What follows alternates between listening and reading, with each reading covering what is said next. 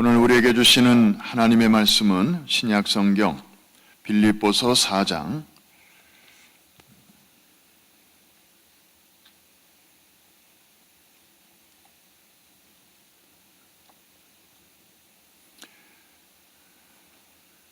빌립보서 4장 10절로 14절까지의 말씀 같이 보겠습니다.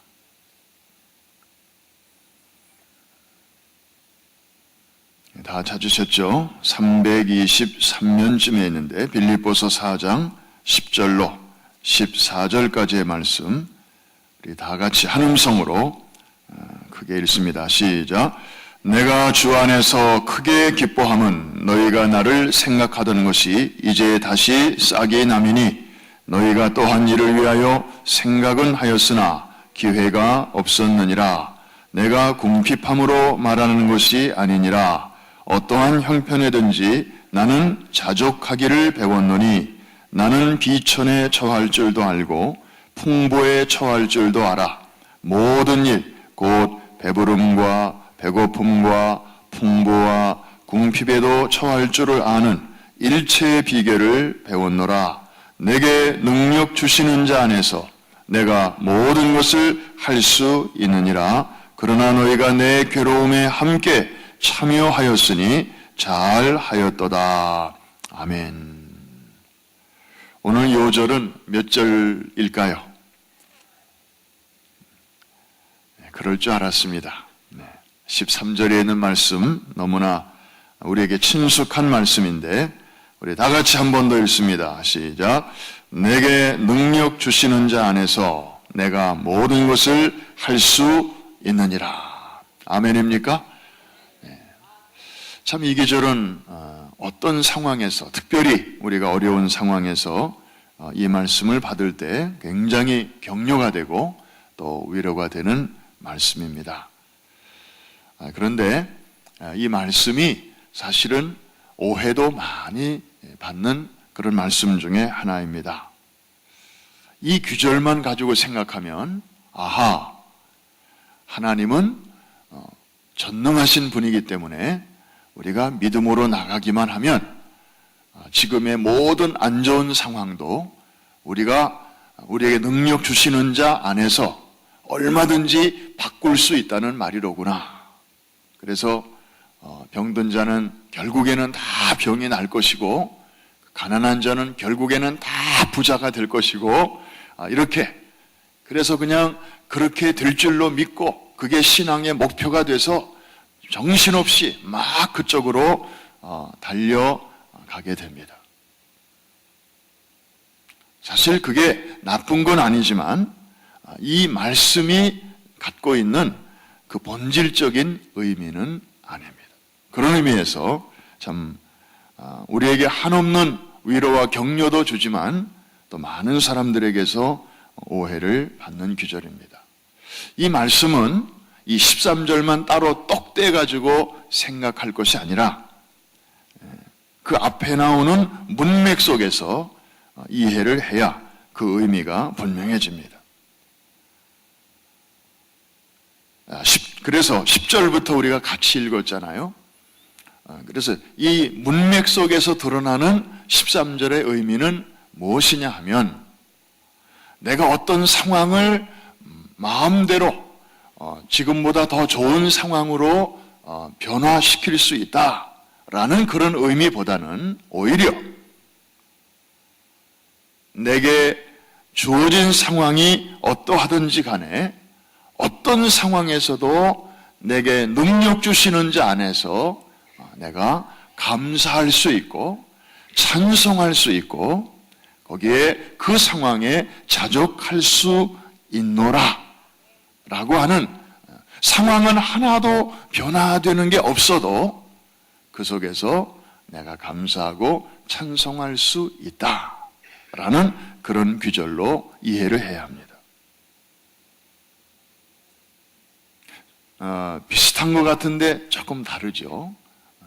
그래서 앞에 해석으로 하면 지금 상황이 안 좋으면 감사가 있을 수 없고 찬송이 있을 수 없어요. 오직 주시옵소서만 있어요. 그리고 그렇게 될 줄로 믿습니다만 있지 그 마음속에 평안은 없어요.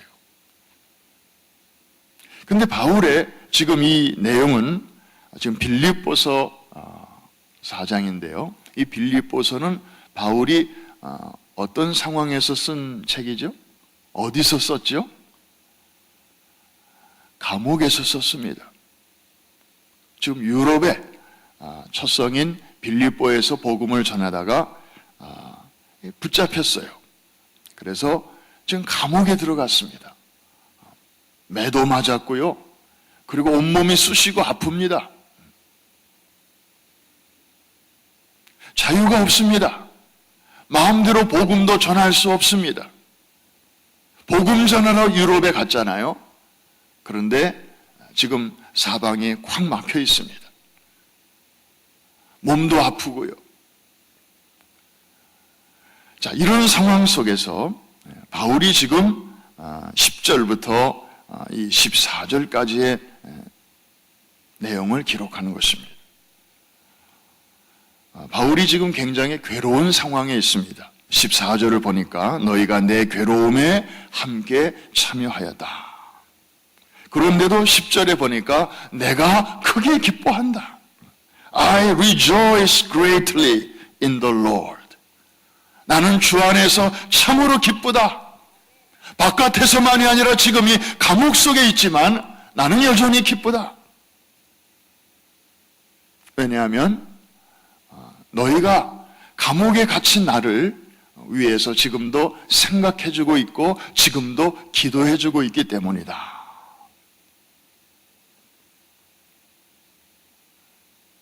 물론 빌립보 교회 성도들이 그 바울의 선교를 위해서 헌금도 하고 그리고 또 예루살렘 교회를 돕기 위해서 헌금도 한 것 같습니다. 그 어려운 그 베이비 교회가 생긴 지 얼마 안 된 교회 성도들이 이렇게 하나님의 일을 위해서 연보를 모으고 정성을 모으고 그 사실만 생각해도 바울은 너무 기뻤어요. 그런데 그것 때문에 자기가 기뻐하는 게 아니라는 것입니다.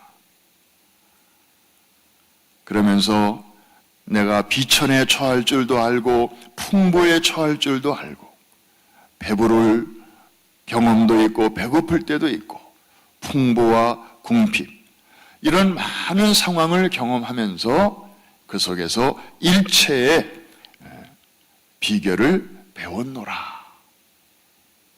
자신의 지나온 과정을 이야기하면서 바로 그런 맥락 속에서 13절을 얘기하는 것입니다. 내게 능력 주시는 자 안에서 내가 모든 것을 할 수 있느니라. 그러니까 그냥 요거 따로 이해하는 거하고 전체 문맥 속에서 이해하는 거하고 굉장히 큰 차이가 있는 규절이기 때문에 우리가 이 규절의 그 오리지널 미닝을 먼저 이해할 필요가 있다는 것입니다. 잘못 오해하면 아까 처음에 말씀드린 것처럼 가난한 것은 믿음이 없어서 그런 것이고 믿음이 풍부해지면 다 부자가 된다. 병드는 것은 이거는 신앙이 약한 것이고 신앙이 성숙해지면 다 건강해진다. 막 이렇게 생각하게 됩니다. 사실 초대교회 성도들은 이 말씀을 그렇게 생각하지 않았을 것입니다. 그런데 우리 시대에 와서 이 규절이 갑자기 이렇게 많은 오해를 받게 됩니다. 아마 이것은 기복주의 또 성장주의 그 다음에 소위 health and wealth theology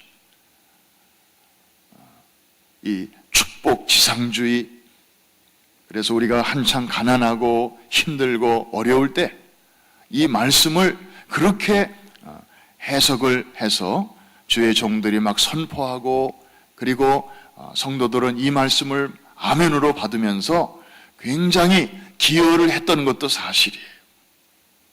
그러나 상황이 그렇다고 해서 그때 그 상황에 그 해석이 맞아 떨어졌다고 해서 어느 시대에나 그 말씀이 그렇게 해석되어야 하는 것은 아닐 것입니다. 요즘 우리는 본질로 돌아가자, 근본으로 돌아가자. 우리 교회 전체적으로 이러한 새로운 또 운동이 펼쳐지고 있습니다. Back to basic. 이것은 대단히 중요한 것입니다. 이것은 마치 이 사람의 몸으로 말하면 이 등뼈와 같은 것입니다. 이 뼈가 올바로 서 있어야 그 다음에 거기서 올바른 행동과 삶이 나오게 됩니다. 뼈 자체가 이렇게 기울어져 있으면 우리 청소년들이 그 뼈가 자세가 이렇게 일그러지기가 쉽습니다. 아이들 중에는 특히 딸 중에는 밥을 먹을 때 엄마들 흉내내느라고 한 다리를 이렇게 들고 옛날 아줌마들 왜 시골에서 밥 먹을 때 한 다리 이렇게 들고 식사하듯이 그 어른들이 그렇게 식사하니까 지들도 따라한다고 그러다가 어릴 적에는 뼈가 연하니까 그 같은 자세로 계속 이렇게 앉아 있거나 또 공부하거나 그러다 보면 뼈가 이렇게 휘어져요. 그러면 성장하면서 뼈가 이제 단단해지니까 그게 굳어지게 됩니다.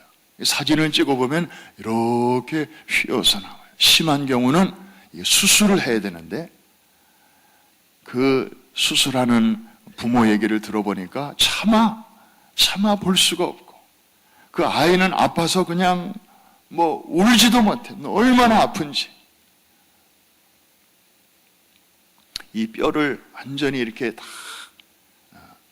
오픈해가지고 등뼈를 그 다음에 그걸 다시 이렇게 다시 이제 해체했다가 맞추듯이 온 몸을 수술을 하는데 너무 고통스러워하는 것을 보았습니다. 이 근본, 이 뼈를 올바른 위치에 이렇게 갖다 놓는다고 하는 것이 이렇게 중요한 것입니다. 오늘 이 말씀의 본질의 의미를 우리가 생각하면서 바울은 참 성령 충만한 분이었지만 이렇게 좋을 때도 있었고 어려운 때도 있었고 모든 것이 넉넉한 때도 있었고 그리고 아주 궁핍에 처할 그런 시간도 있었습니다. 근데 바울이 거기서 깨달은 것은 그리고 거기서 붙잡은 것은 내게 능력 주시는 자가 계시기 때문에 어떤 상황에서도 나는 감사하고 찬송하고 만족하고 주의 이름을 높일 수 있다는 것입니다. 하나님 왜 이러십니까? 하나님 언제까지 나를 이 자리에 두실 것입니까? 하나님 나는 언제 이렇게 높여주실 것입니까? 나는 경제적으로 왜 이렇게 낮은 자리에서 이렇게 몇 년째 고생해야 됩니까? 물론 하나님의 어떤 선한 역사를 위해서 하나님의 일을 더욱더 힘차게 잘 서포트하기 위해서 하나님 제게 좀 더 힘이 필요합니다. 제가 좀 더 잘 먹고 잘 살기 위해서가 아니라 하나님의 나라를 위하여 하나님의 영광을 위하여 어린이를 위하여 다음 세대를 위하여 하나님 제게 건강이 좀 필요합니다. 제게 물질이 더 필요합니다. 제게 지혜가 더 필요합니다. 나를 위하여 주지 마시고 하나님의 영광을 위하여 그렇게 일하여 주시옵소서. 이런 기도는 얼마든지 우리가 할 수 있는 기도이고 해야 하는 기도입니다. 주님 가르쳐 주신 기도에도 보면 하늘에 계신 우리 아버지여 이름이 거룩히 여김을 받으시며 나라의 임하옵시며 뜻이 거기서 이루어진 것 같이 이 땅에서도 이루어지게 하여 주시옵소서. 그런데 그 기도를 드리는 거하고 그런 거룩한 이상과 목적은 별로 나에게는 관심이 없고 주여 지금보다 좀 더 건강하게 하시고 지금보다 좀 더 잘 살게 하시고 지금보다 좀 더 잘 되게 하여 주시옵소서. 이건 믿음의 본질이 아니라는 거예요. 신앙의 본질이 아니라는 것입니다. 만일에 그게 신앙의 공식이었다면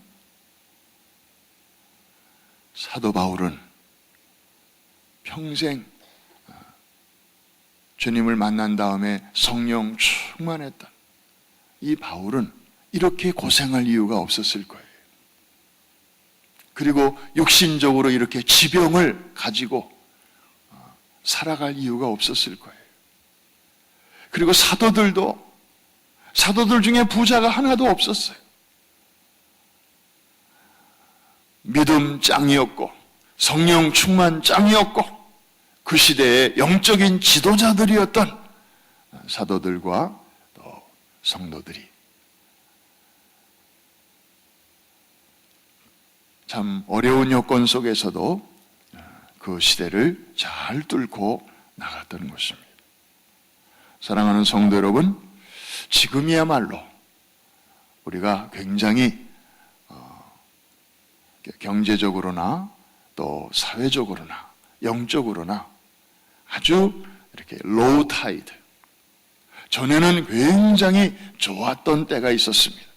제가 처음에 미국에 왔을 때만 해도 성도들의 삶이 얼마나 이렇게 여유가 있는지 몰라요. 참 미국이 그래서 천국 비스름하게 보였었어요. 자세히 들여다보니까 천국도 있고 지옥도 있고, 그런데 적어도 참 미국에서 사는 사람들의 삶이, 이 삶의 퀄리티가 적어도 한국에서 그냥 좁은 땅에서 아둥바둥하면서 사는 것보다는 훨씬 아주 좋아 보였어요.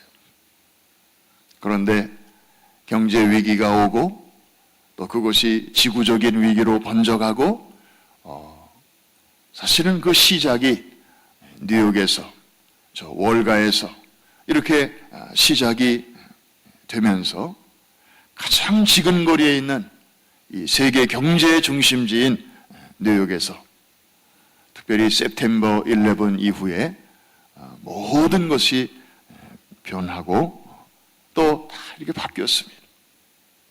내년쯤이면 좀 괜찮아지지 않겠나, 그런 기대와 소망을 가져보지만 뭐 조금씩 좋아진다고는 하는데 그렇게 획기적인 변화는 우리가 피부로 느끼지 못하고 있습니다. 지금은 로우 타이드입니다. 그래서 많은 사람들이 자기도 모르게 그때가 참 좋았는데, 너도 나도 good old times, 지나갔던 그 좋은 시절을 생각하면서 이제 옛날 이야기하는 그런 시대가 되었습니다. 중요한 것은 지금 너도 나도 다 이렇게 바닥에 있고, 그리고 낮은 곳에 있고, 궁핍에 있고, 그리고 배고픔과 그리고 비천한 그런 상황을 너도 나도 경험하고 있는데, 중요한 것은 여기서 우리가 어떤 태도를 갖고 있느냐 하는 것입니다. 계속해서 주여 저를 빨리 다시 높은 데로 높여 주시옵소서, 빨리 거기로 회복되게 하여 주시옵소서라고 계속 하나님 앞에 그걸 신앙의 목표로 삼고 나아갈 것인가, 아니면 이런 상황 속에서도 내가 배워야 할 것이 있고, 이런 상황 속에서도 하나님의 뜻과 목적이 있음을 기대하면서 일체의 비결을 내가 배우노라, 그런 마음으로 여기서도 내가 딸 학점이 있구나, 저 동네에서만 내가 학점을 따는 게 아니라 바로 여기서도 내가 배워야 할 공부가 있구나, 저기서는 배울 수 없는, 저기서는 체험할 수 없는,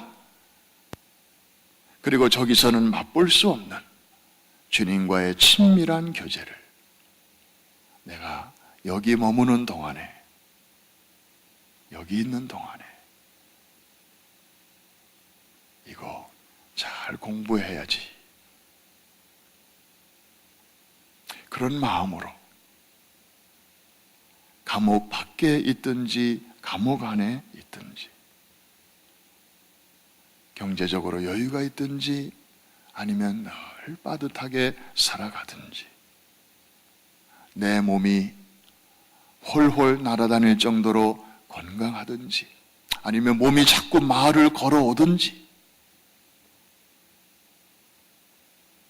no matter where, no matter what, 그 상황 속에서도 내게 능력 주시는 자가 살아 계시니 내가 여기서 죽지 아니하리라, 내가 여기서 쓰러지지 아니하리라.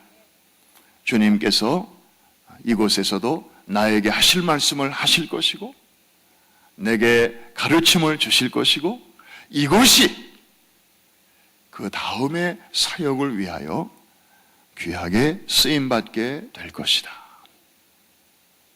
좀 크게 생각하고 넓게 보고, 그럴 때 하나님께서 우리의 모든 경험과 또 우리의 모든 상황을 통해서 가장 좋은 길로 합력하여 선을 이루어 주실 줄로 믿습니다. 아까 우리 찬송 부른 그 찬송, 그래서 불렀습니다. 나 어느 곳에 있든지 늘 마음이 편하다, 나의 마음속이 늘 평안해. 우리 이 찬송 1절과 4절만 다시 한번 부르고 오늘 하루의 우리의 주제로, 주제 찬송으로 그렇게 삼을 수 있기를 바랍니다. 408장 나 어느 곳에 있든지. 이제는 우리가 말씀을 생각하면서 여러분의 찬송으로 이 찬송을 부를 수 있기를 바랍니다.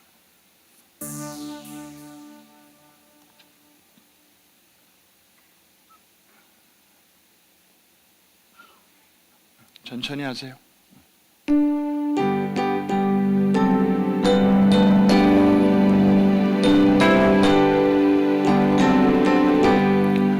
나 어느 곳에 있든지 늘 마음이 편하다, 주 예수 주신 평안은 늘 충만하도다. 나의 마음속이 늘 평안해, 나의 마음속이 늘 평안해. 악한 죄 파도가 많으나 마음이 늘 평안해. 4절 주 예수 온갖 고난을 왜 몽소당했나, 주 함께 고난 받으면